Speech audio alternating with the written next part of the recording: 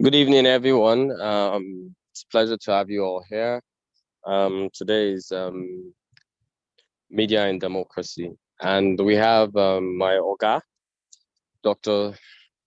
Toby, my partner also, with the heads to CGID, who of course is responsible for delivering these classes too. So we'll give you about 5 minutes for everybody to settle. Dr. Toby, is always a pleasure. I'm honored to have you take this class, and I know there's so much for you to give, and I look forward to this presentation as I would be learning too. So we'll give 5 minutes for people to come in more, and then we'll wait for the class to start. So the class starts at about 5:05 p.m. Welcome, 10th cohort. It's a pleasure to have you guys here. Thank you.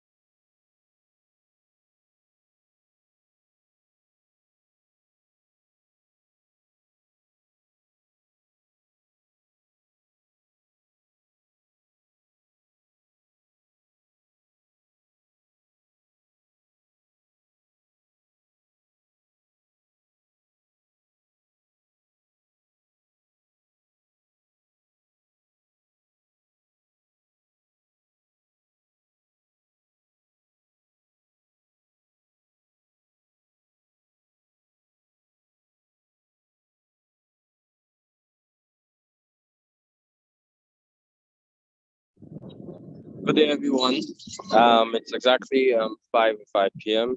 And Dr. Toby, you have the floor, my brother.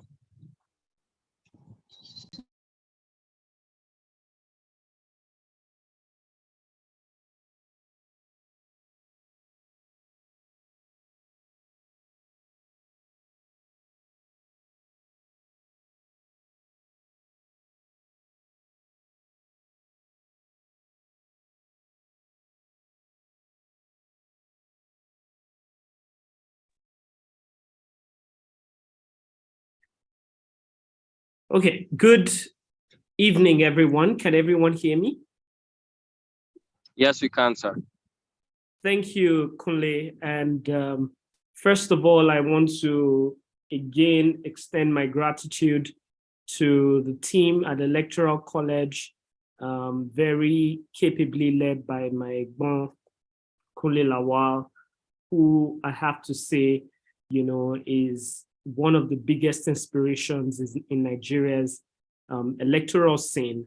And I can only look forward to the big things that he will do for this country. And to the entire team that is put together at the Electoral College, you all do a phenomenal job in educating the people and making sure that we all are prepared for a better democracy. Now, the topic that we want to discuss today, and I know that you guys have been on this series for quite a bit, so you've learned a lot. The topic we want to discuss today is the topic of media in democracy. And the objective really is to understand the role that media plays and how, you as someone who is aspiring to office or someone who is an academic who wants to understand, how democracy works, or you who are in office, to understand what is the role of media and how do we leverage it to achieve our goals, but at the same time, how do we make sure that it helps protect our democracy? Now, it was Thomas Jefferson, one of the fathers of the American democracy, which is one of the leading lights of democracy, who said that, were it left to me to decide what we should have between a government without newspapers or newspapers without a government, I should not hesitate a moment to prefer the latter. But it should mean that every man should receive those papers and be capable of reading them. And in saying that, he wrote these words when he wrote a letter to his representative at the meeting of Congress while he was still at France, and the guy was sent to represent him. And he wrote these words to this person as they were crafting the foundation document of America's democracy, and to underscore the importance of media, of newspapers. And what that really means is that not only do people need to have the right information for deciding their self-governance, but at the same time, they should be able to process that information correctly. And quite frankly, it's also the job of the media to help people really understand. It's not just about giving people the news, it's also helping people understand the news and to interpret it in ways that are useful for them to be active participants in democracy. Ultimately, what democracy is about is, and when the word democracy is one of those words that when people use, different people have different interpretations in their mind for what we mean. And I'll explain what I mean by that. For example, I say the word democracy, someone may think, oh, it's when we vote to choose our leaders. And then someone else will say, oh, it's, no, it's what they do in America now. It's, it's just people rigging elections and, we put someone in office, we still don't have a say. But at the end, maybe it's better if we just, have someone use a gun and, do a coup and we have a benevolent dictator or whatever. But the point I'm making is democracy has different meanings in different people's minds. But if we are to go back to the philosophical foundations of democracy, and this is Nelson Mandela saying that an independent and investigative press is the lifeblood of democracy. If we're to go back to the foundations of democracy, what we're really talking about is, it was Thomas Hobbes who wrote the book Leviathan, and in it described what he called the state of nature. If there was no government, then what will happen is that, maybe if I have a gun or I have big muscles and a machete, I could go to my neighbor's house, kill him, kill his children, take all his properties, rape his wife, and then kill her, and then everything that they have is mine. And then I'd go to the next neighbor's house and do the same. And if everyone was doing that, it's a state of anarchy. And in the end, it's essentially what Adam Smith calls the survival of the fittest. The guy who has the biggest gun or the biggest weapon ends up winning. What democracy does is we all surrender our arms and our right to bear arms and the monopoly of violence to what Thomas Hobbes calls a Leviathan, who then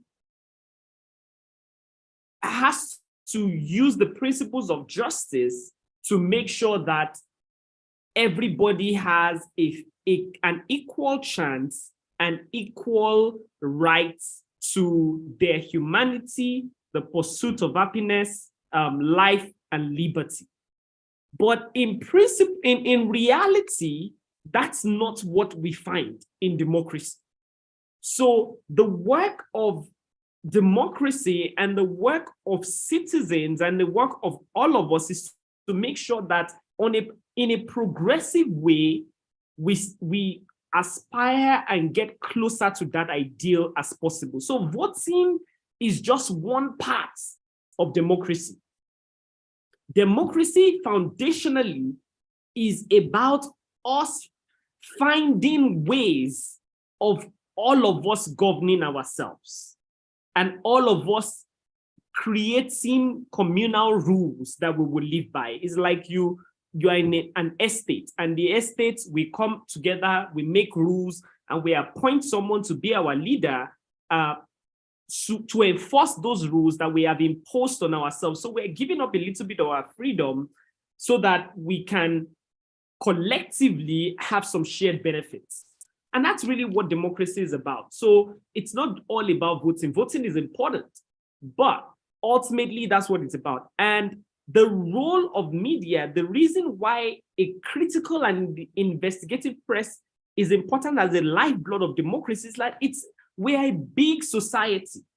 So someone has to take the information from one part of society to the other. Yes, perhaps social media helps you get information from one point to another, but we'll get into some of the risks that social media poses, and people who are not trained to be the media and to be the investigative press, the risk that they pose to democracy, because they pose a risk to democracy. And like various professions, I think it's important that we recognize that, and that's some of the things that we'll be talking about in this conversation. Now, just going forward, modern democracy really brings together three key elements. So there is the individuals and markets who are, and this is according to Jürgen Habermas, and it was also restated by the chairman of the former chairman of the Indian,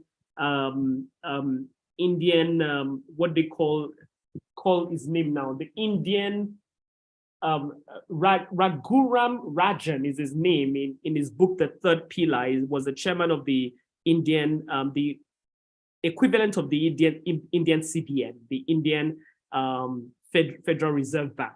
And he really listed these three aspects of government, of society, of democracy.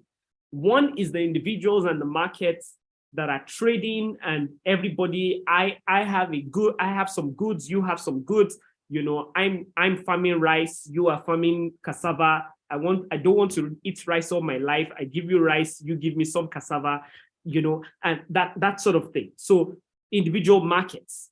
But anybody who has studied economics knows that markets have their limits, and markets have what we call market failures, where markets just don't allocate resources correctly, because there are things like monopolies, monopsonies, oligarchies, and so on and so forth. So markets fail. Then you've got what they call the state, which is the people we've given the monopoly of violence, and we've given the power to control us and to rule us. That's the state. So our governors, our police, our local government chairman, our presidents, our legislature, and so on and so forth, the apparatus of the state. And then you've got the community and the media, you and I. And ultimately, the media is the voice of the community. And it's the lifeblood, just like Nelson Mandela said, that takes information between all three elements. And information flow is really everything. It's the oxygen. As information is going from one part to another, that's what informs decisions on one side and informs, activism and resistance on another side. So information and accurate information is important. And when you have a strong market and a weak state and weak community, what you have is an oligarchy. When you have a strong state and a weak community, weak market, you have basically a dictatorship. And when you have a strong community but a weak market, weak state, you have anarchy. So ultimately, you need all three legs of this tripod to be strong. And at the core, the quality of information flow between them, is what really makes sure that all three are strong, which is why back in the day, when military dictators will go implement coups, they first go and capture an NTA and control the information flow. And when you look at the Ukraine war and the war that is being fought in the disinformation war that is being fought in social media, you start to get a sense of the importance of the information war. So it's important, and that's really what we're here to talk about. So what is the ontology, the nature of the role of media in democracy? It's really broken down into three roles, and I'll explain the three roles. One is the watchdog, one is the gatekeeper, and one is the agenda setter. What do we mean by watchdog? We need someone, a neutral party, to keep parties accountable. So whether we are talking about the states, governors, politicians that are awarding contracts, that are collecting loans, we need accountability and some level of transparency to ensure that there is fairness and that there is equity and that resources that we allocate to things are being judiciously implemented. And we know that all too well. And that applies not just to markets, not just to the state, but also to markets. Because many times we don't think deeply, especially in this country where we look to government for a lot of things. We don't realize just how much power that the markets have and that the market leaders have, especially in our political economy, where one person can influence government to ban importation of several things so that he can have a monopoly and charge whatever price he wants. And when someone, a small group of people can continue to feast on the states by collecting huge subsidies and round tripping on oil and things like that. So there is a need for solid accountability, where markets are concerned, but also where the state is concerned. And don't get me started on, security and the complete failure of accountability and the inability, of the media to even touch, that sector because for fear of victimization. So there is a need for accountability across board. And that's one role that media in its strictest best sense ought to play. Then there's the role of gatekeeper of the public sphere. And this is a subtle role because oftentimes for those of us who live in a globalized, many of us who are Gen Z people, I'm not Gen Z, I'm a millennial, but many Gen Zs don't think that we need a gatekeeper. And they think that everybody should have a right to say whatever they want to say and, and communicate whatever. But ultimately, not everybody has been trained in the ethics of what information, how to discern through information. Not everybody has been trained in the ethics of discerning what is fair, what is humane, how to communicate information in a balanced way. And by balanced, I don't mean in a way that gives voice to disinformation that is false, but in a way that gives a balanced view of the various sides, of the argument. It's one thing to say, vaccines don't work and they will kill you. What's the evidence? But at the same time, we can't just brush away the fact that vaccines have side effects. So someone has to be able to bring together all the factual information in a way that is balanced, but not misinforming people.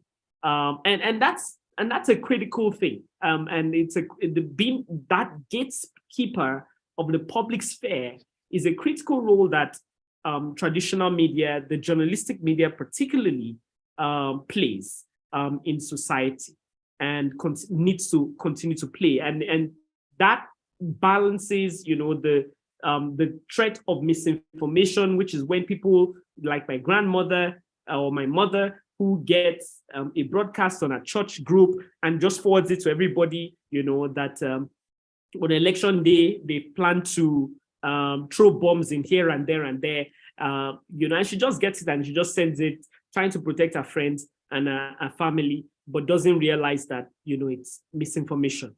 But then there is also disinformation, which is, we found, particularly in this, election cycle, that it's going to be very critical.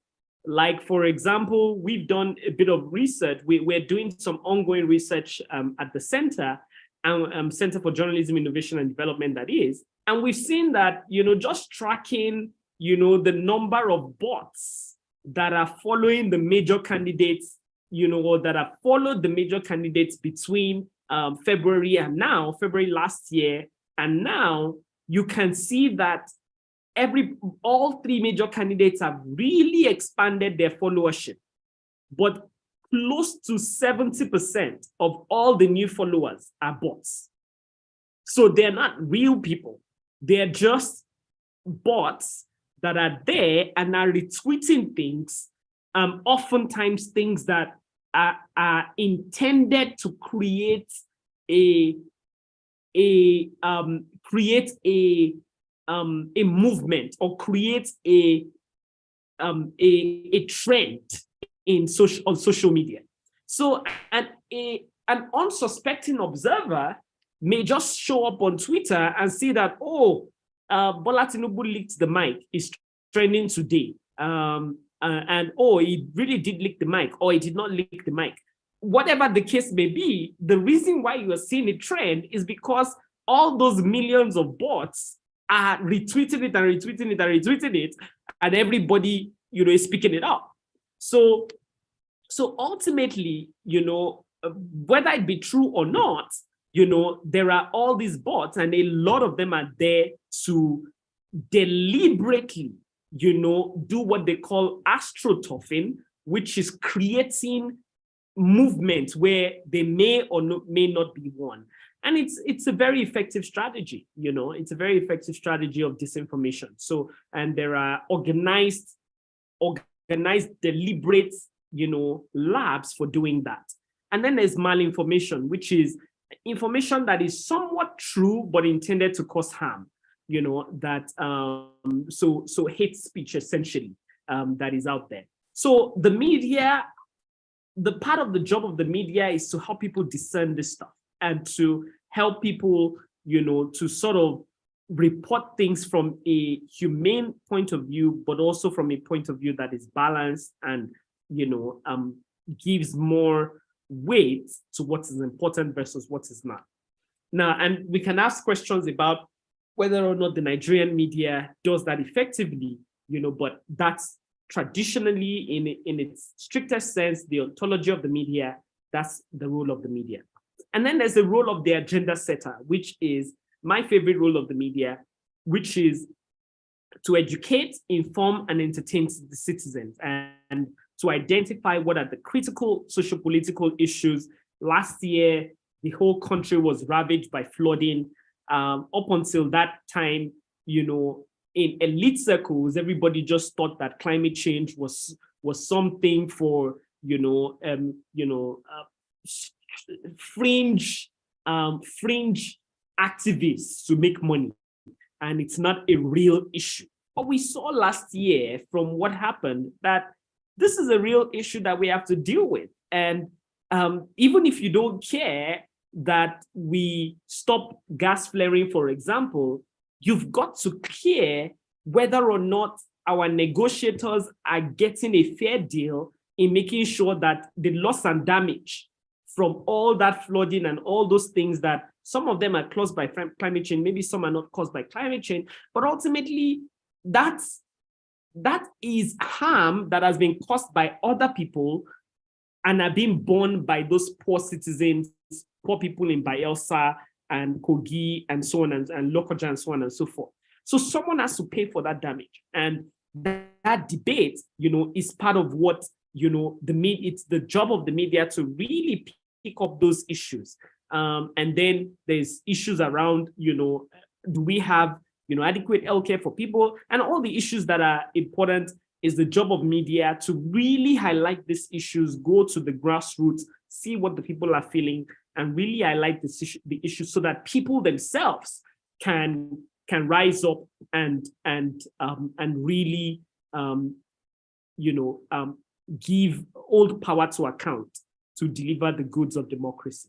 So it's important that the media play a critical role in agenda setting. And as we approach the elections, it's important that the media really interrogate the right questions, and not just, make elections about character defamations, but about the real issues, who can really solve Nigeria's problems and what are the issues that are important. So moving on from there,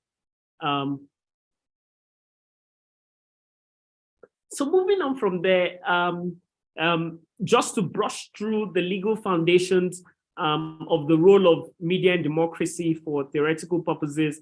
In democracy, based on the ECOWAS Treaty, the ECOWAS Treaty does say, under the ECOWAS Treaty, that the purpose of journalism, is to strengthen democracy and to be the accountability partner of democracy. The Section 22 of Nigeria's Constitution also backs that up. Case law as well also solidifies that. And this is an excerpt from Section 22 of Nigeria's Constitution, which really talks about the right, the responsibility to uphold and accountability of government to the people. which is just some legal foundations to that. So some history. Just to brush through this history, newspapers emerged in Nigeria around 1859. First television in 1959, and that was the first in Africa. And National Wire Service started in 76. But the transition to digital, effectively started in 95. And from 96 was when that transition to digital, really started taking a life of its own. And then you had the first online newspaper in 96. But in 2009 was when you first had, the first real solid online newspaper that was 234 Next, which ended up being going defunct as well. And then several other predecessors to have come to it since then. And right now we've got, an ecosystem, that has, close to 201 government-owned TV stations, about 43 private-owned TV stations, 185 government-owned TV stations, 95 privately owned radio stations, many multi-channel satellite distribution outlets, some campus outlets, digital news sites, and blogs. Now, one thing that I have to point out here is that we still have a case in Nigeria where there is a lot of government-owned TV stations. And anybody who has experience with government-owned TV stations knows that they are really just merely vehicles of propaganda. But then what we have also realized is that even the privately owned TV stations is not really an assurance of independence and objectivity, because the privately owned ones are also pseudo-owned by politicians. So we have a challenge of media, what people in media call lack of a media plurality, or a lack of a media independence that we have to solve, and the solution to that is really, having more, diverse, independent media that give people an alternative. So just to highlight that challenge. Right now, we've got about 150 million internet users, social media, close to, I would say about right now, excluding WhatsApp, WhatsApp, which has about 90 million. We've got about 2 million Nigerians on social media, with Facebook being the biggest one, YouTube, Instagram, LinkedIn. The Twitter number here is wrong. It's about 3.2 million Nigerians on Twitter.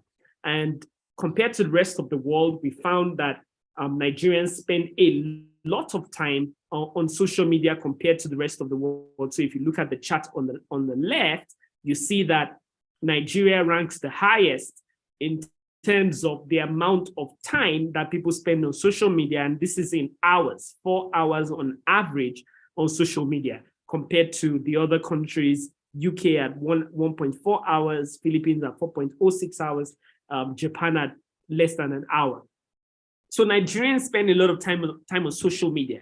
So ultimately, we've got an evolving media context where social media is gaining a strong ascendancy. But the reality is still that the majority of Nigerians still get their news from radio, with a lot of those radio stations being government owned. So there's still a lot of growth yet to happen in our media ecosystem. And just to give you a sense of what it looks like right now. So what are some of the challenges to media effectiveness in Nigeria? We talked about what the ideal or idealistic role of media is in democracy.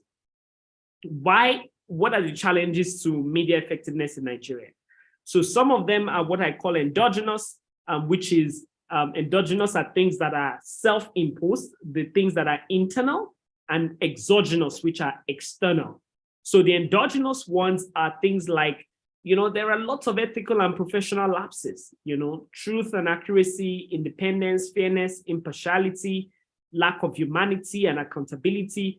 These things are, essentially part of the Nigerian media still bears the cleavages of Nigerian society, where, money talks and bullshit walks, So as long as you can pay a newsman, they will do whatever it is you want them to do. So one of the things I learned from running a presidential campaign in 2011 is that it's not to trust what I read in the papers, because I just learned firsthand how that, you basically just write something in your office, you pay someone, you send it to him, he publishes it verbatim.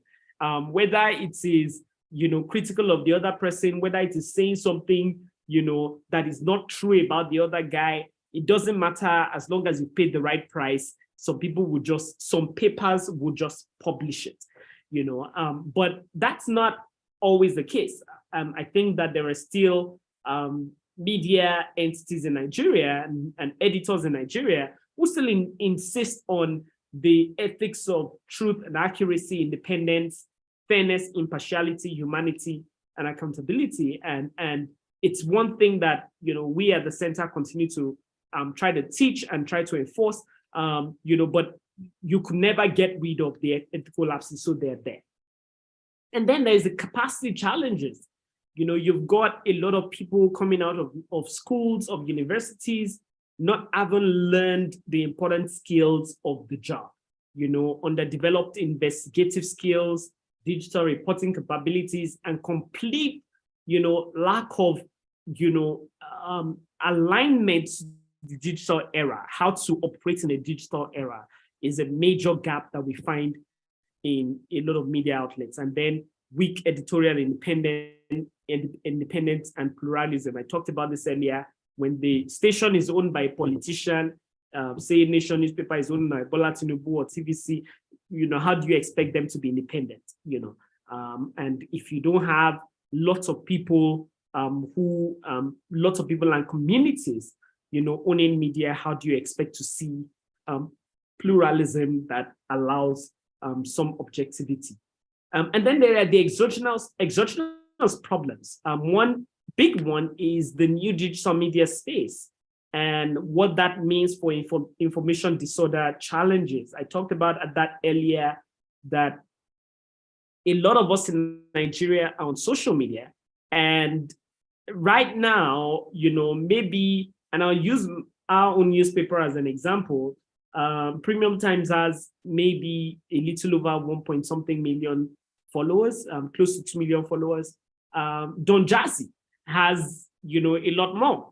So if Don Jazzy were to post something, it will get more eyeballs than, Premium Times would.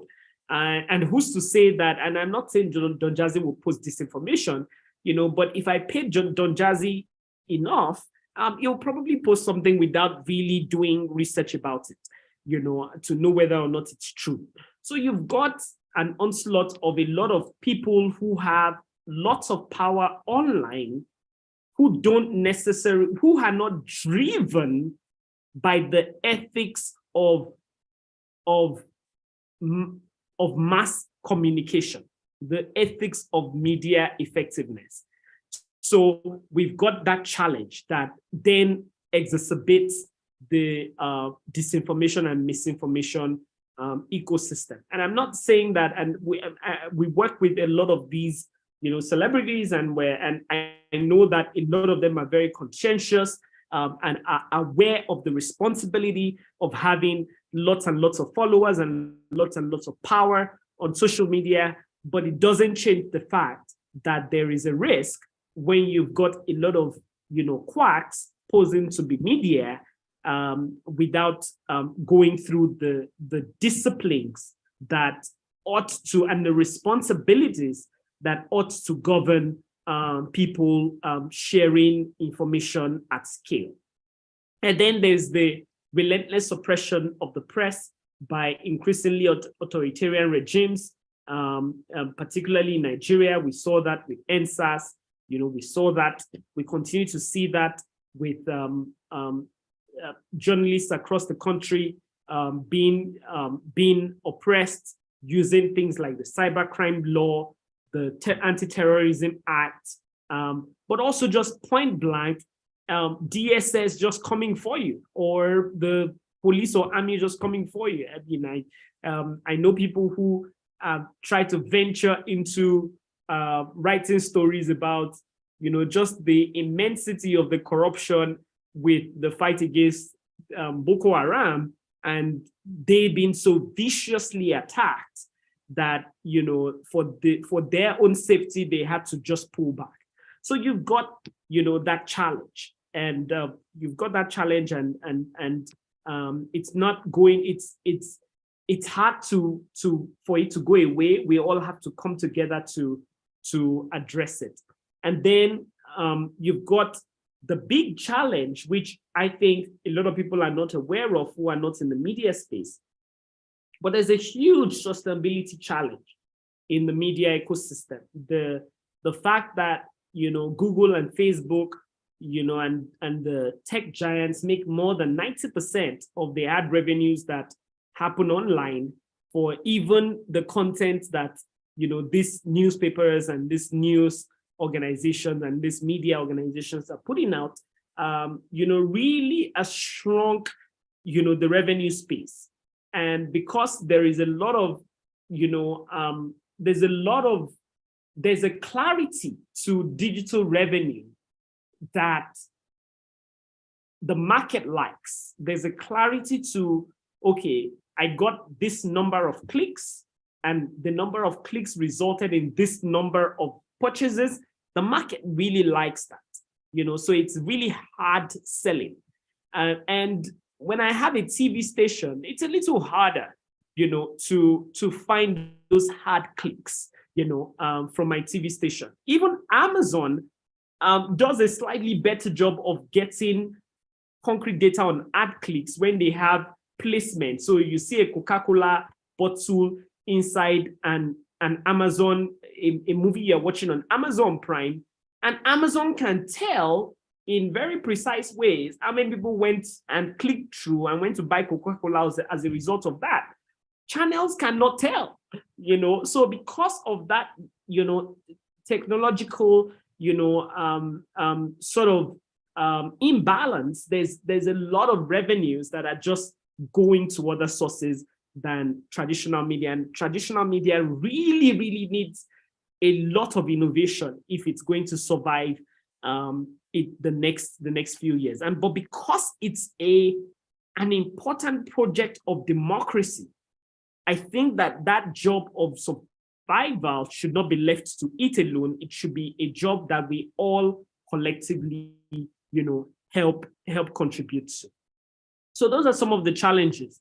And, I'm putting out this slide to say that obviously, there will always be, envelope journalism, but not everybody does that. And that's a big challenge that we'll continue to face. And I talk about the challenge of disinformation before, and the need for us to really help citizens discern what is objective truth versus what is misinformation and concocted stuff.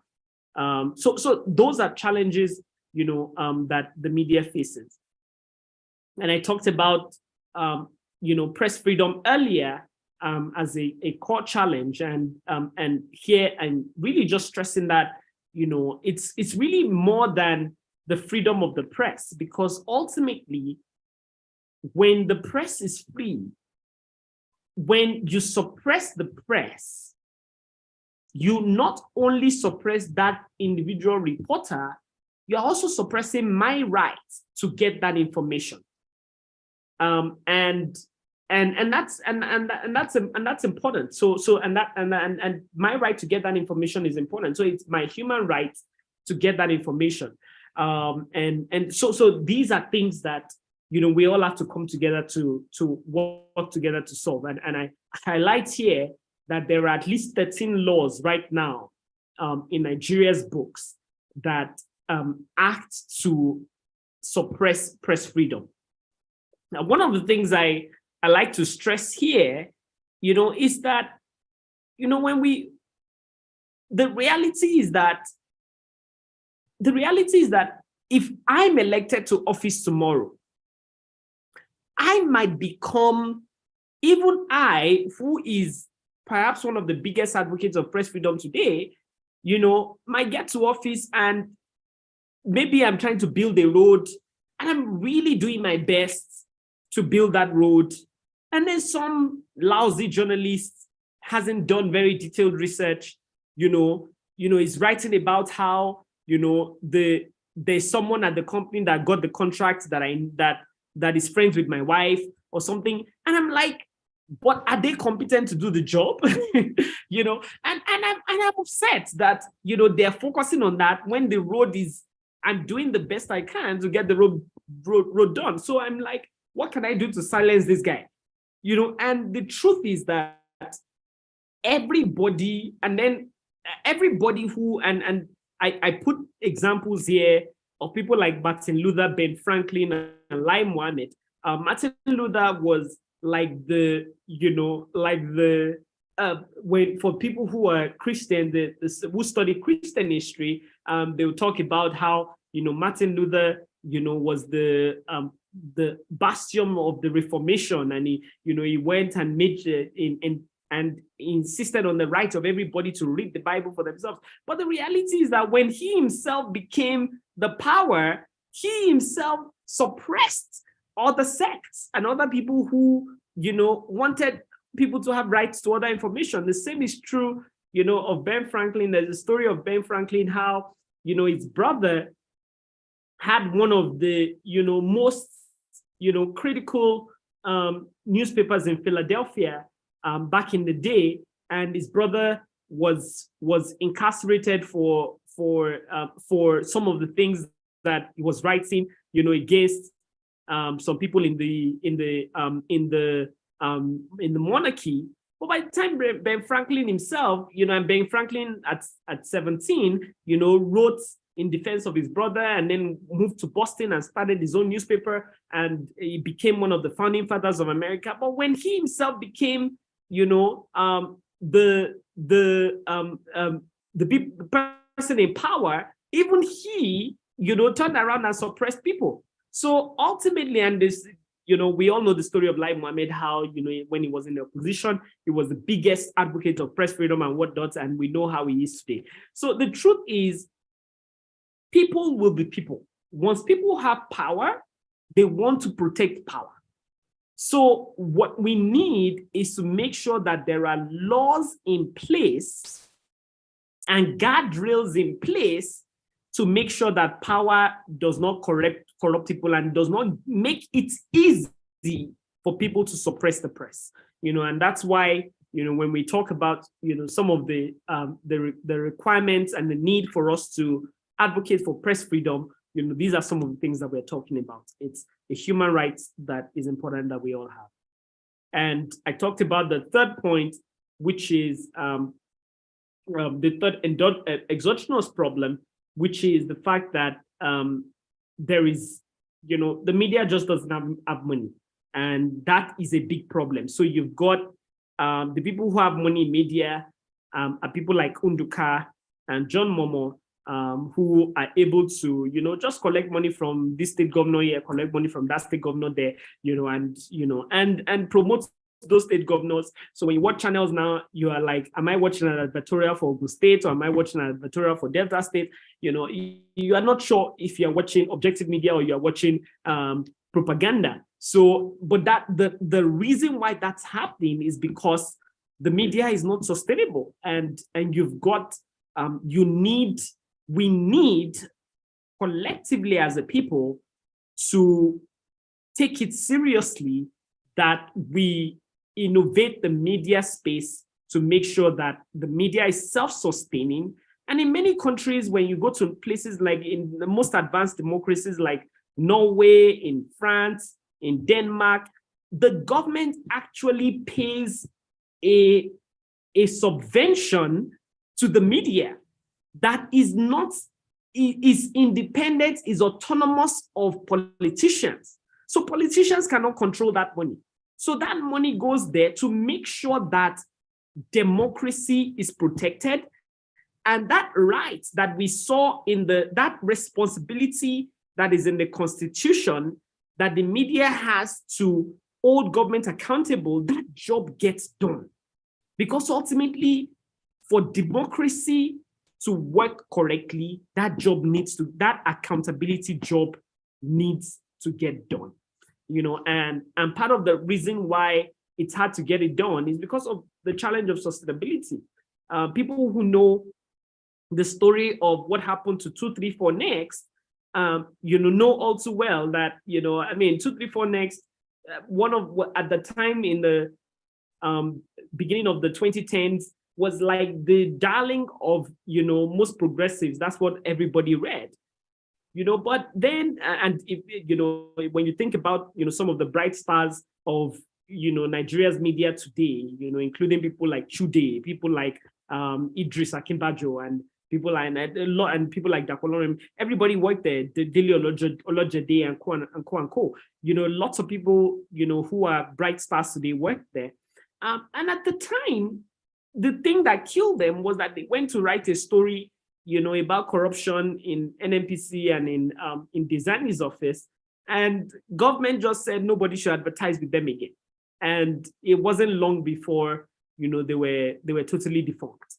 And that challenge of sustainability, is a big challenge. And between then and now,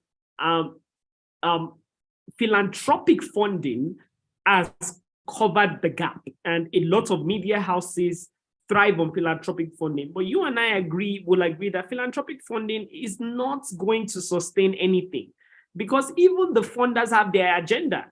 And oftentimes you are tiptoeing as media around the agenda of the funders, and that's not really helping to make sure that we have, truthful, objective information all the time that is devoid of any interest. So even that is not sustainable. So we've got to fashion new business models, and the people who, live and breathe that, if we're going to have, democracies that work effectively. I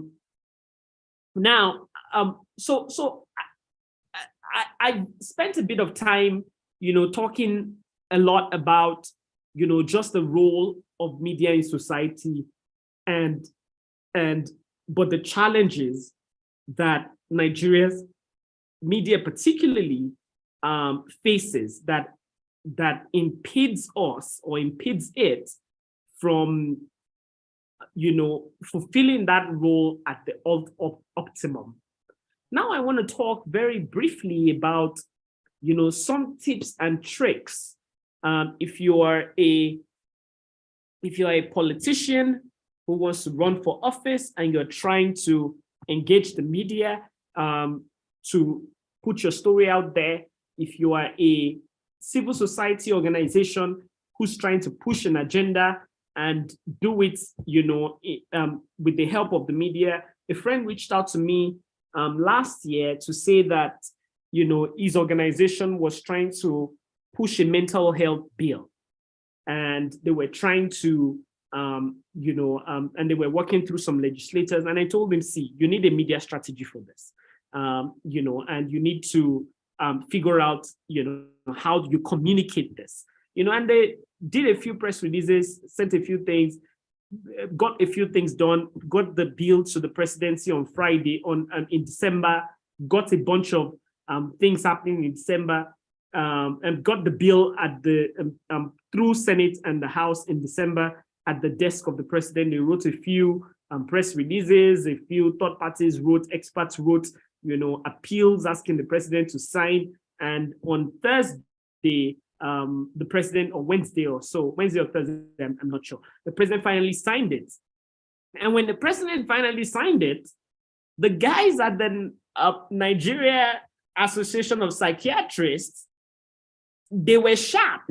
They quickly sent out, they didn't do much of the heavy lifting to get this bill signed. But the minute the bill was signed, those guys already had contacts at Vanguard and Punch that they just threw the thing to. and Vanguard and Punch published it and said, those are the guys that did the work. And my guy calls me kicking and screaming, saying that, oh, we had an agreement, we were a coalition, and something's like they beat you to the media game. So they're in the minds of the people right now, they are the ones that did the work, So you've got to, be a step ahead. And what are some of the ways you can be a step ahead? Because ultimately, when people read that news, they see the name of the guy that is head of the psychiatrist, even though he didn't lift a finger to do the work. Ultimately, they think he's the one that did the work, and is going forward. Anything that has to do with that is the one that people will reach out to. So for those of us who are trying to get our names out there as the guys who are really driving change in our communities, because that's the kind of campaigns we want to run, you can't afford to be beaten to the media. So, and some of the ways to not be beaten to the media is you've just got to develop relationships with key editors, reporters, and bloggers. You can't, before something happens, you've got to have them, they've got to be, on your speed dial, and one of the ways you just have to stay in touch, attend their events. A lot of media organizations host lots of events. Attend their events, show up there, engage them, and then as you are engaging them, understand what is newsworthy. And when you find something that is newsworthy, send it to them. And as you engage them, try as much as possible to be truthful and accurate, try and help, understand their limits and their needs. If they're calling, if you are lucky to be in position of authority, they will call you to confirm stuff. Respond to their calls quickly, and address problems and move on. And quite frankly, many people don't like the idea of, incentivizing the media. And quite frankly, in our ethics conversations, we talk about not incentivizing the media. But we've also got to understand what I said earlier, which is the nature of the society and the ecosystem in which Nigerian media works. Majority of newsrooms today, including Arise, don't pay their reporters. So they tell their reporters, to go to the bucket, to go to the field, thinking that or knowing that people will give them brown envelopes.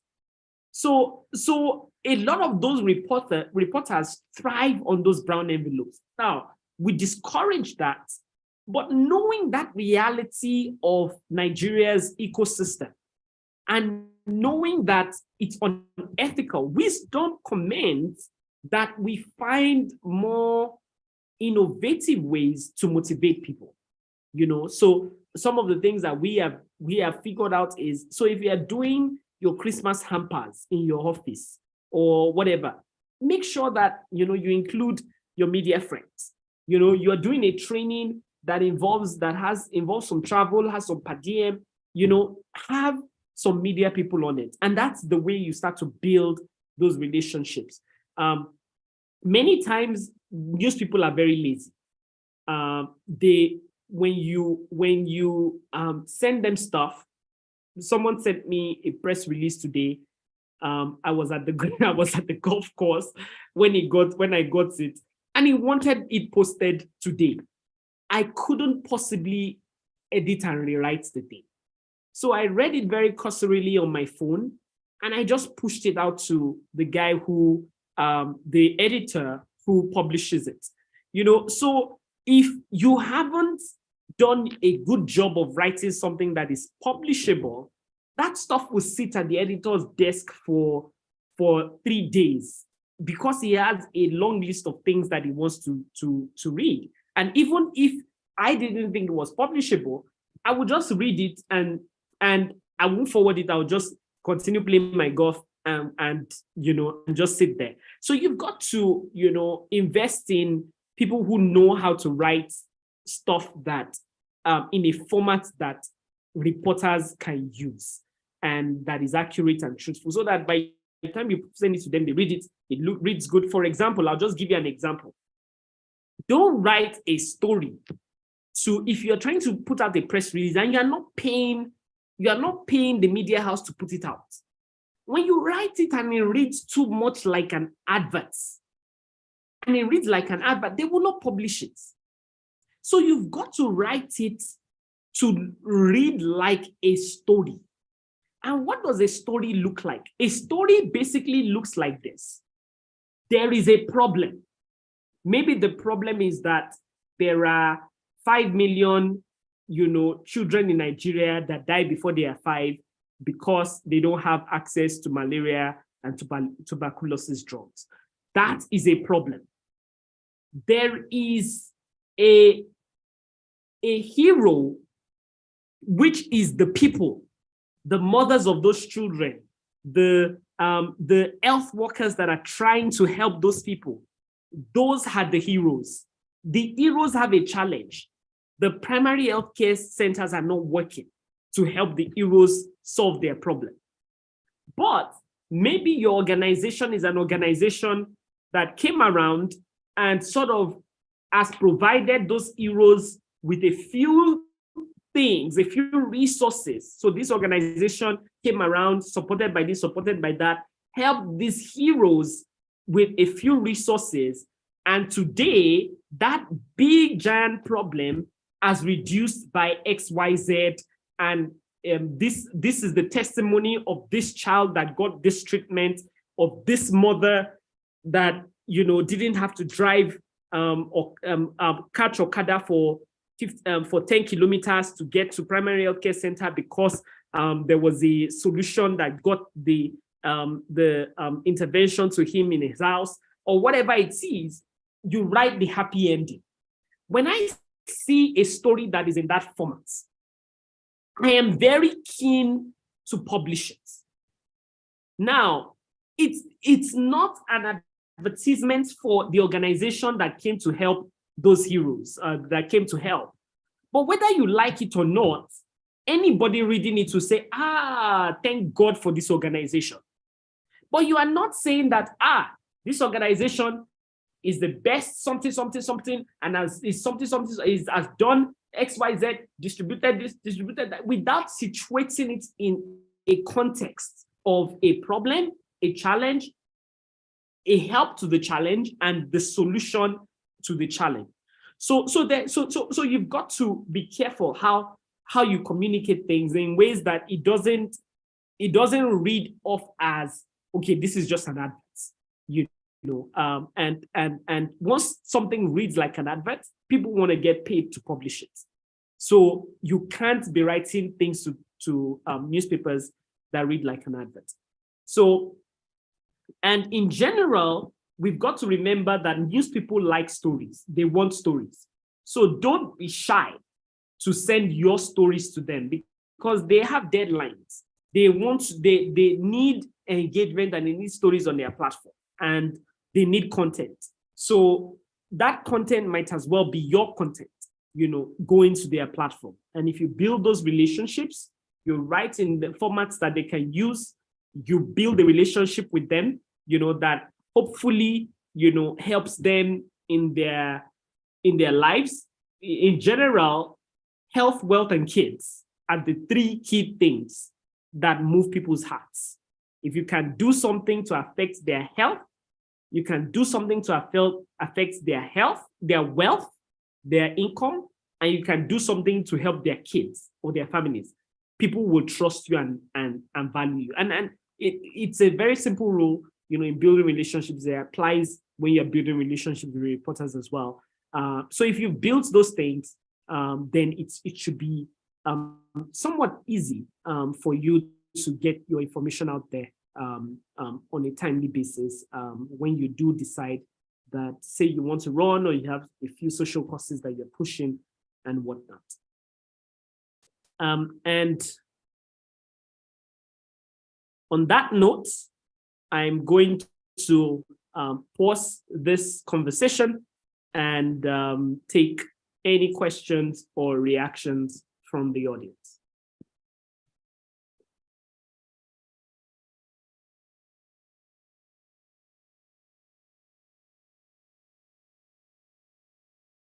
Is anybody still here, or am I talking to myself?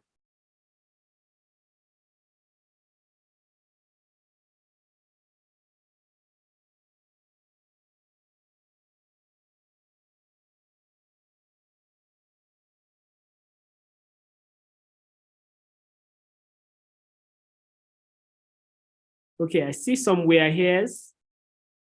So someone is saying, please help unmute me, sir. So let me see if I can unmute someone. I don't know if I have the right to do that. Let's see.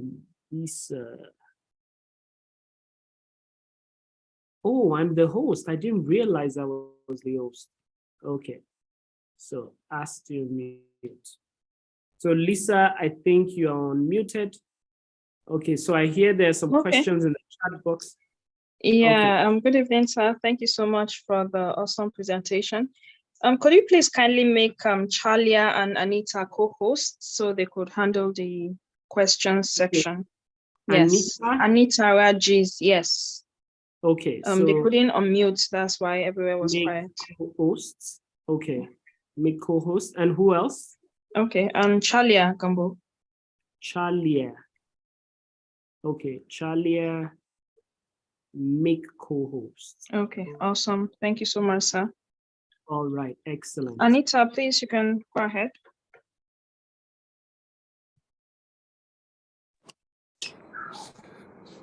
Good evening, everyone. Thank you so much for the awesome presentation, sir. It was really insightful, and I'm pretty sure that we all got a few nuggets. Some may have gotten a lot. I got a lot. Thank you for this awesome presentation. I would also try to ask people, if you really do have a question, please, with an indication, could you put the hand indication up if you have questions to be asked, or if you don't want to ask via voice message, you can actually send your message and we'll read it out. But yeah, if you do have a message, please indicate and your mic will be on mute. Okay, so I'm seeing some questions. Anita, if that's you, I'm seeing some questions in the chat box. If I could just take them first. So sure. The first one from Broderick says, on the constraints placed on journalists using certain laws, what's the best way to get this news to listeners? Why is it that human rights lawyers are not fighting against those constraints in the Constitution? So the truth is,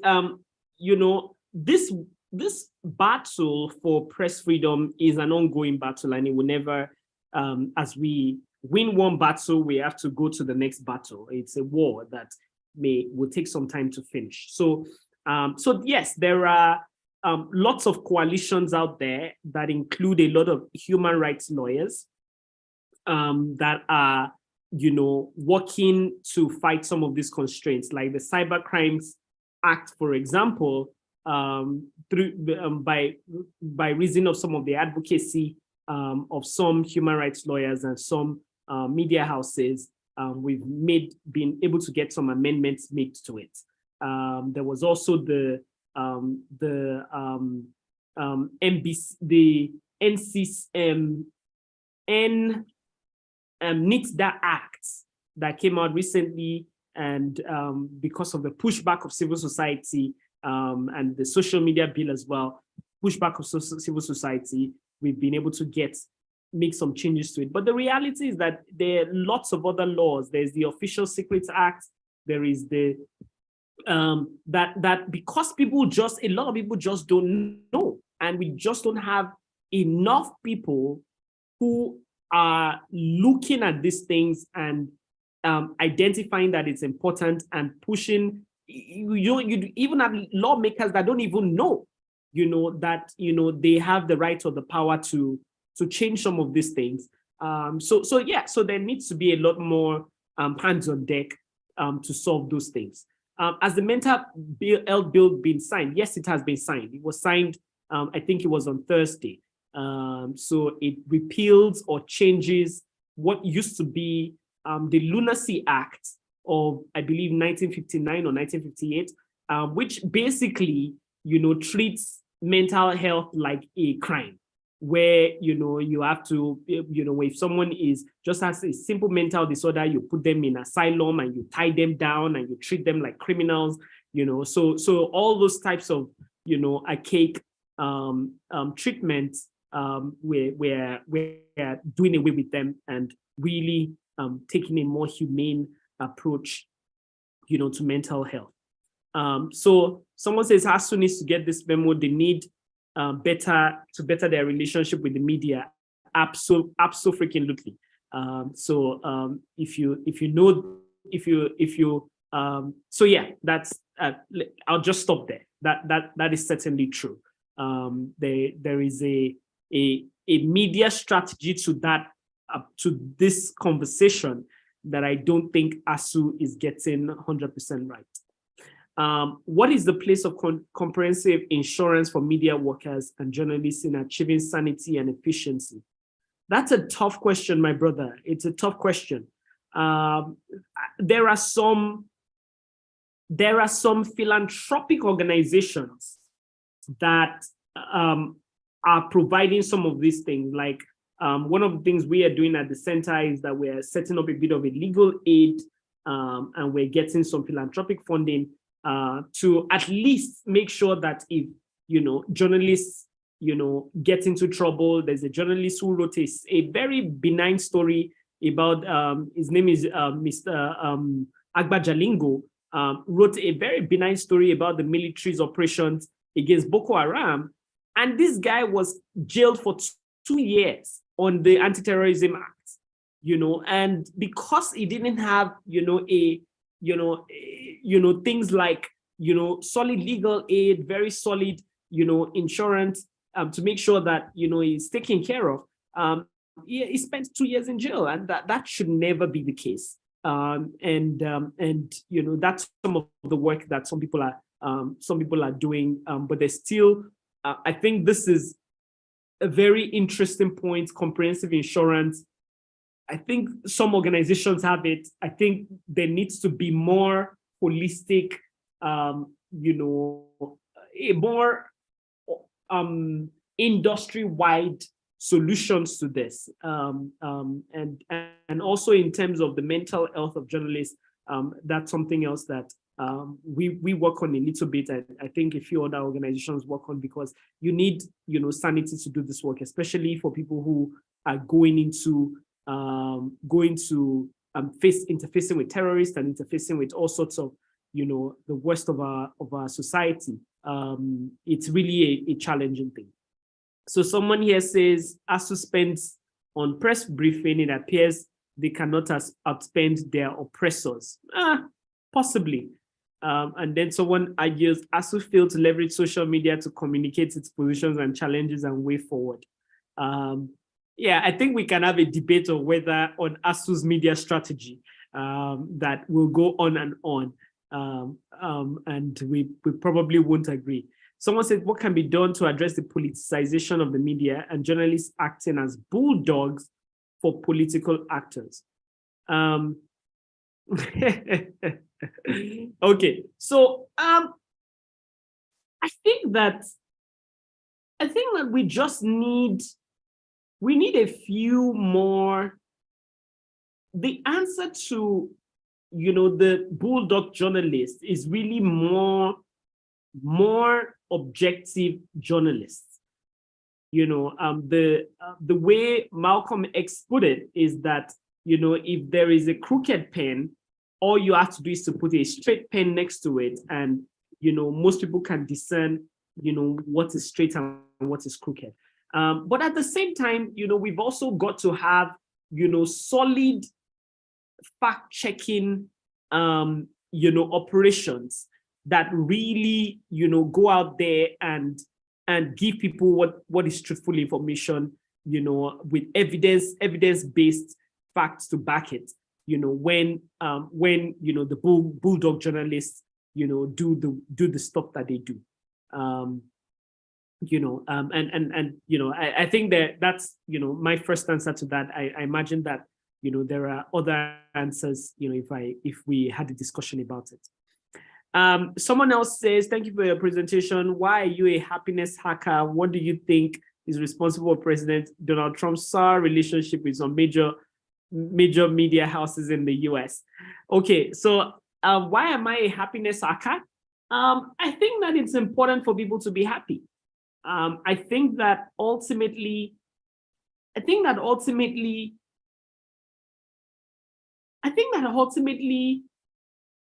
very few things matter beyond how you perceive it or how you feel it in your physical body. And if you can fix that, ultimately happiness is a 100% inside game. And if you can fix that, what happens externally doesn't matter very much.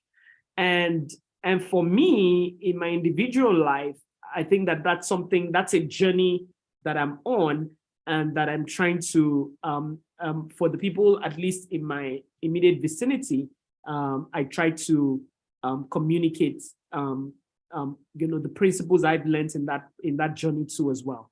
So ultimately, happiness is an inside game. It's not about anything that happens externally. It's an inside game, and just hacking the principles of happiness, I think it's an important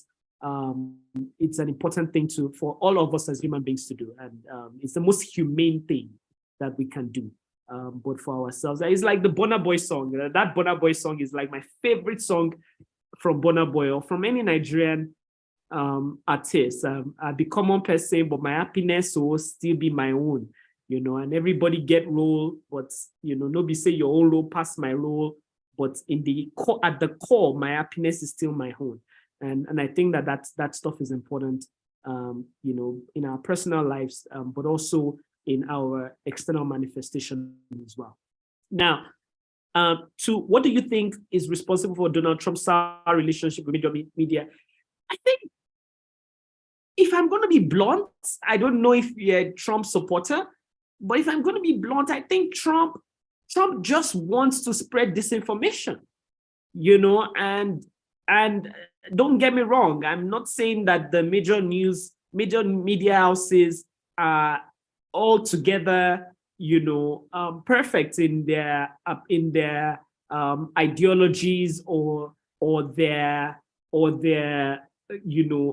approach to journalism, because they are also, influenced by the political actors that own them, people like Ted Turner, Robert Murdoch, and co. So I know that there is also that challenge, that they are not being objectives themselves. But I think Trump just goes a little too far. Trump is your classic the end justifies the means kind of guy. It doesn't matter, what underhanded ways I can use to get the results, as long as I get the results. And that tends to be good when, it's fighting in the interest of the common man, which I would not begrudge him of some of the ways in which he's fought in the interest of the average American. But in the interest of democracy and the right of people to hear the truth, I think Trump, takes it stretches, credulity a little bit too far. And what happened to him was bound to happen. You can't be that brazen in your denial of truth and expect it to continue to be and expect to continue to get a free ride for very much longer. So yeah, I don't know. I think that's my answer. Someone else may have a different answer, but that's my answer. Strengthening institutions and regulations will help to put sanity in media, 100%. And if I'm being honest with you, so I've interacted a lot with the Nigerian Broadcasting Commission, and some of our partners, where some of our partners are very actively consulting with them. And what I've realized is that a lot of the individuals in NBC are good people who are trying to do their best to have a media that is governed by the ethics of journalism, of fairness, humanity, accountability, truth, and so on and so forth. And those ethics that we all we think at its best it needs to uphold. But when you've got political interference, and you've got a minister of communication that can sack everybody on the board and everybody, in the commission, everybody on all the commissioners in one breath, so you've got an objective, you've got a challenge of independence there. And the only way to solve that challenge of independence is to change the law that makes it possible for that guy to fire those people. If you don't do that, those people are not independent, and their economic, the well-being of their children, and their salaries and their futures are based on whether or not they toe the line, of the politician. So those are some of the ways, in which, we basically give people two options, lead or silver. We basically give all our regulators two options, lead or silver. I either shoot you or I bribe you to do my will. And, no rational human being will take the bullets. They will just take the money and do the will of the person who has authority to kill them or to render them economically poor. So you're absolutely right. Strengthening those laws that the acts that the acts and the bills that establish those regulatory organizations is a critical part if we are going to fix independence and strengthen them. Is it right for a political activist to declare his or her intention on a candidate in public? I think by doing that, he or she has turned to a canvasser. Oh, I would say there's no problem with being a canvasser. I think that part of the job of political activists is to identify to their best judgment what they believe is the direction people should go, and help the people set the agenda. I quite frankly don't think that it's even wrong for the media to pick a side. As long as the media is transparent and they communicate very, very clearly in factual details why they picked the side that they picked. So it's a very ethical thing. I think that it's a dystopia to think that the media and the people in media can be completely value neutral and not have a side. You have to have a side. Every human being has to have a side. But what is the philosophical and the economic and what is the basis of you choosing your side? You have to be transparent about that, and if you're not, and that's what, that's the information that people need to go with. So there's nothing wrong with being a canvasser, but fairness and professionalism behoves of you to be clear about the reasons you've chosen your side. What's your approach to handling government officials lying on the authority of their offices? How can journalists like Hussaini Rufai manage bulldozers who don't think a journalist should counter their narrative, even if they are glaringly false or mere propaganda? So I think that the role of fact checkers is important, and where we need to, we need organizations to continue to fact check, both the journalists and the media and politicians as alike. I think fact checkers are important, and I think fact checkers are important to fact check fact checkers. to make sure that, from time to time, we have a mutual accountability society. I think that stuff is important. Now, to folks like Oseni Rufai, and whether or not, how he can manage, bulldozers who think he can't counter their narratives. I think that I don't want to take sides here, because I think that we've also got to be aware that when people, wear the toga of journalism, not everybody wears it well, and not everybody wears it objectively. And I'm not saying that Oseni Rufai doesn't wear it well or wear it objectively, but I'm saying that we've got to really scrutinize the views of both sides and the arguments of both sides from an objective standpoint. From an objective standpoint, and really also, interrogate motivations. But frankly, I think, Oseni, he's not been arrested or victimized in any other way.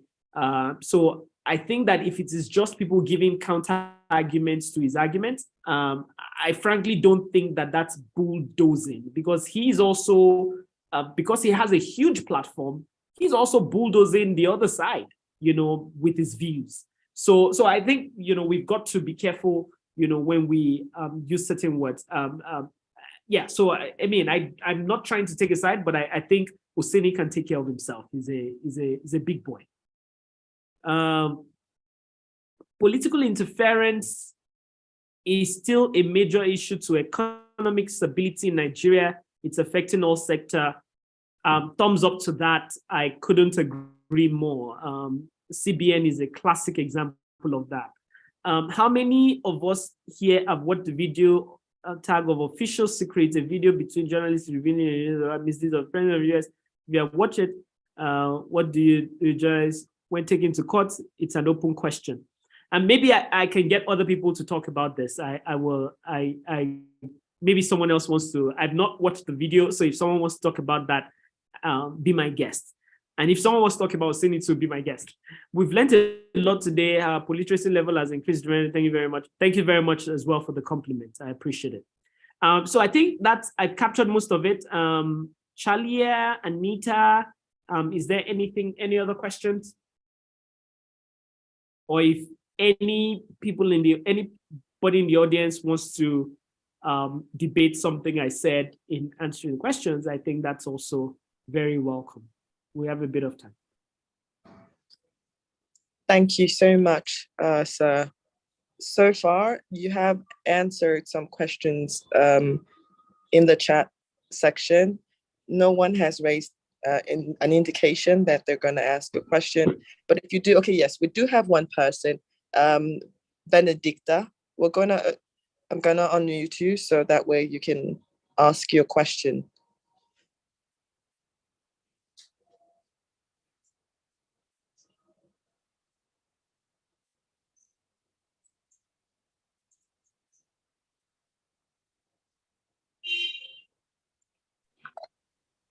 Good evening, Okay. sir. Good evening, ma'am. Good evening, everyone. Hi, Benedicta. So, it's not really a question, but it's just more like, during the course of the lecture, you said when you do something for the society, and you shouldn't allow others beat you to the media because it's very important. And also, you also made mention of the fact that whenever you displaying your what I call it trophy, or not really trophy, your act of service to the media, you should play the hero game where the people is the hero and you are the help, right? I think I got that right. So my question is that if you're trying to, okay, let me divide into two first. If you're always trying to go to the media whenever you do something good and all that, doesn't it make it kind of eye service? You're doing it for people to see. That's one. And two, sometimes, especially social media, you can't really predict people's thoughts or how people would see certain things. And you drop something in the media which is supposed to be like, which you think was something great, and before you know, it's kind of torn and backfire. I think there was this state recently, forgotten the state. I think the governor commissioned street lights, right? And I think she shared it on the media, and you received a lot of backlash, like states are doing these, building companies, building factories and stuff, and you're making street lights. Okay, Grandma. Yeah, so I mean, so those kind of Okay. backlash, trying to get there, and it's all turned negative on you and stuff like that. What are you? Not really what are you to do, but there are scenarios like that. So, what's the end game at the end of the day? You're not too sure how they're going to take it, and are you not also trying to do the eye service game? Thank you very much.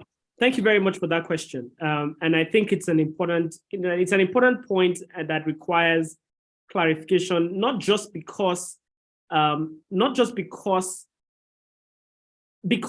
it's an important element of democracy that leaders communicate what they're doing. I know that the Bible says stuff like, when you do your almsgiving, do it in secret so that the Father in heaven can reward you in public.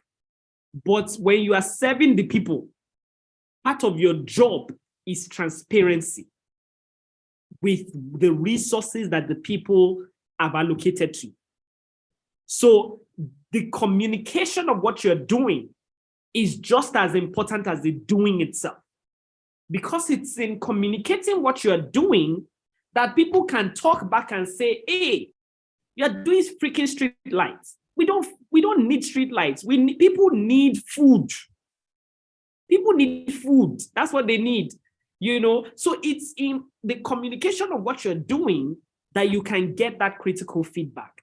So I beg to disagree with you that if you're a politician and you're someone who is acting in the public interest, part of your job is communication. It is not you doing eye service. It is not you, trying to paint yourself, in a bright light, even though those are good side effects, of what you're doing. And I see that someone is talking about Wike here. And Wike is my best example of someone who uses media with brilliance. Wike knows that the media spotlight is on him right now because of his fight with Atiku. He knows. So he goes and commission road and talk about the issue, Obasanjo's letter. But in the background, the media is reporting it as Wike's comments on Obasanjo's letter. But at the back of your mind, you're like, why is this guy building roads every week? Why is he commissioning roads every week? He must be working. And he's really communicating his work. Brilliant strategy. Brilliant strategy. So I think that, ultimately, your job is not just to, wink in the dark. As a public servant, your job is to actually communicate what you're doing. And it's important. So because it's in the communication that people can course correct, can help you course correct. So that stuff is important. Okay, so someone talked about overspending on media. To be honest, I don't have any objective basis to determine whether someone is overspending or not. I don't have any objective basis to do that. I think that it's important to seek earned media. I don't know how much Wike is spending on media. I certainly know that, not a significant amount of that has come to my own news organization. So, and we are still covering him nonetheless. So we're still covering him nonetheless, and he's not giving us money. So I think that there's still a big role for earned media, which is what I think Wiki does very brilliantly. And sometimes sometimes the strategy with media really is to overspend at the beginning so that you get enough attention so that you start to get earned media where you don't have to spend to get the media. Today, Donald Trump doesn't need to spend a dime. He doesn't need to spend much to get media. But that's because in the 80s and the 90s, he spent a princely sum on media people, and he had built a reputation such that now he sneezes, people are trying to cover it. Media people are trying to cover it because they know it's interesting, and I think that that's the thing that Wiki has also done. Today, Wiki doesn't even need to spend very much. I deal with a lot of reporters, and I know that they are always looking for Wiki stories. So he doesn't need to spend any more. They are looking for his stories. So, and the minute he leaves office, they may stop looking for his stories, to be honest. But, at this point, they are looking for his stories. So now to the second question, and I'm trying to remember the second question that Benedicta asked about, media backfiring. The reality is, yes, not everything you do will score perfectly. But one dictum that, some of the best media stars have learned is that all media, there's no such thing as bad media. As long as you're in the minds of the people, you're scoring political points. And I don't say that to be, I don't say that to be cynical. I say it, in the most, because even if the feedback you are getting is negative feedback, it is still important that we have that feedback loop, So whether or not it's positive or negative feedback is important. So I don't think that you need to worry too much about that. So someone says, I think media is most misinformation provider and misleading people from the right way. I beg to disagree with that. I think that there's a lot of media that exacerbates, misinformation and disinformation, but I think there's still, a lot of professional ethics around media, and there are still, to a large degree, people who still, try to, sanction or there's the culture of, okay, so there's a reporter, there's an editor, there is an editorial board and things like that in the right newsrooms that prevents a lot of that versus in other contexts. So I guess the question really is that we should be asking is not whether or not the media provides misinformation, is about how do we strengthen the media to not encourage misinformation? Because the alternative, the media is still in the best place to protect us from misinformation because of that structure of professionalism around the media. It is still the best way to protect us from misinformation. The question is, how do we fix it? Someone says, can media outgrow our democracy at large? I don't know. I mean, that's a philosophical question that I don't know. I don't know. I think that I frankly don't know. I think that the media is a project of democracy and will always be a project of democracy. I think that there are, in every country, not just in Nigeria, there are cases of media capture that make it difficult for the media to serve democracy effectively.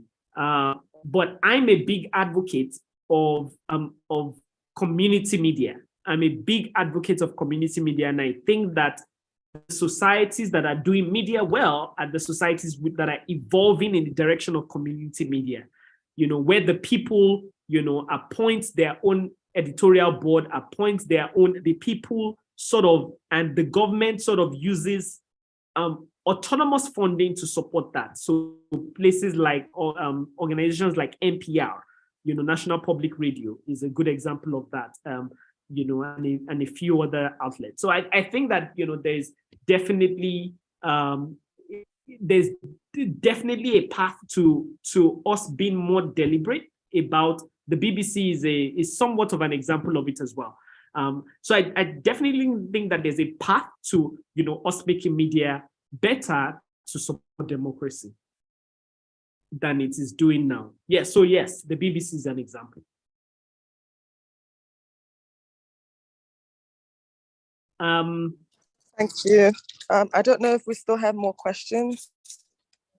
If you do have questions, please indicate. Okay, I think there is a question for that from question, Wisdom. by the way. Yeah. Wisdom, yes. Okay, what's Wisdom's question? Okay, what Wisdom could be says, the reason what could be the reason? Yes. Why not all information are being disseminated? It's a tough but good question. I don't think all information ought to be disseminated. I think that there is, I think wisdom, behoves that certain information be on a need-to-know basis. So you can't disclose all information. Sometimes to protect society, sometimes to protect important strategic activities, you can't disseminate all information. So that's definitely the case. But I think that, editors and newsrooms need to do a better job of discerning what is information that can and should go out or not. And I think therein lies an area where, Nigeria's media could still use some reflection, like the debates between the arguments that we had about not argument now, the controversy around BBC and Daily Trust, giving terrorists a platform, with their publication, and Premium Times also had an attack, had a feedback that was similar, where someone said, we had published the story of terrorists beheading a family member that might have caused, harm to the people, to the family members of that person. So there's really a lot of philosophical reflection, that the media ought to continue to have. What information do people need to have, and does their need to have that information, does it, infringe upon, the fairness of the people you're reporting on, the privacy of people you're reporting on, the humanity, in communication, and does it give a platform, to evil actors? I think those are, very important philosophical issues that editors need to grapple with. And I think a lot of editors are grappling with that information, with those issues. But things like, government expenditure and budgets, things that relate to our everyday life and the things that we have committed, the accountability, that we expect from government. I think that's information that should be available to people in a very accessible manner, on a timely basis, and the media needs to do a better job of making sure that's the case. But whether or not, two women fighting and slapping each other is something that needs to be in the media, I don't know that that's the case.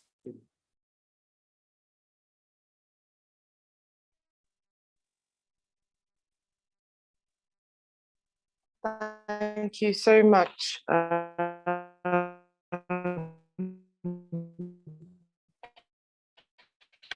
Mr. Wisdom, Mr.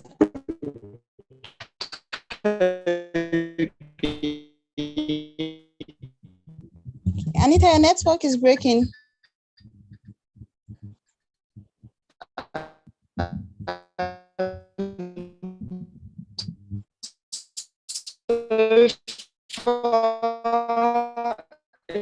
we've got more questions, able to have one more questions, I would say thank you so much. Hello? Hello? Hello? Can I be heard? Hello? Yes, we Hello? can hear you, Anita. We can hear you, Anita. Hello? Okay, right. Okay, right. Thank you so much, sir, for this beautiful presentation today. We had a lot of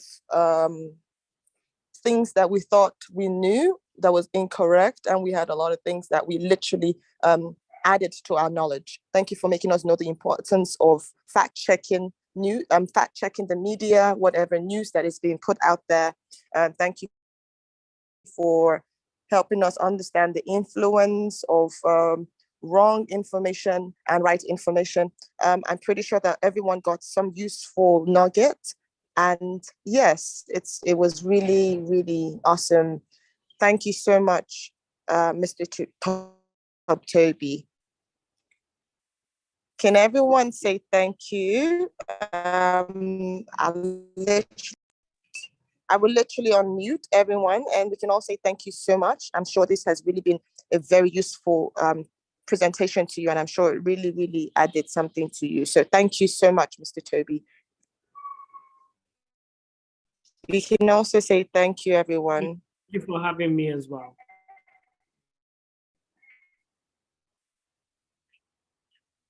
Do you have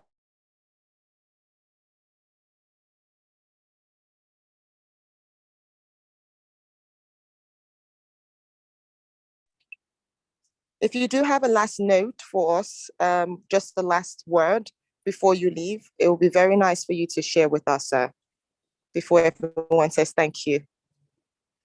I think I just want to thank the Electoral College again, and I want to particularly also commend everyone in the room for your perseverance and your discipline, to sit through these many lectures over your precious weekends, and for many of us over the holidays as well.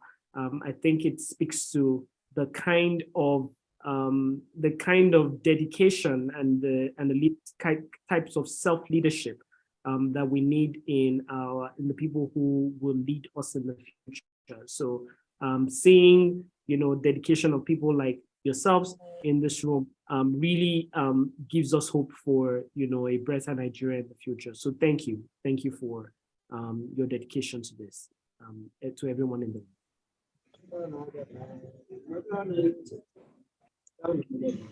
And everyone says thank you to you as well for taking our time to share your knowledge with us. So I'll say bye for now, everyone, and have a good evening. Thank you. Thank you. Thank you. Thank you, sir.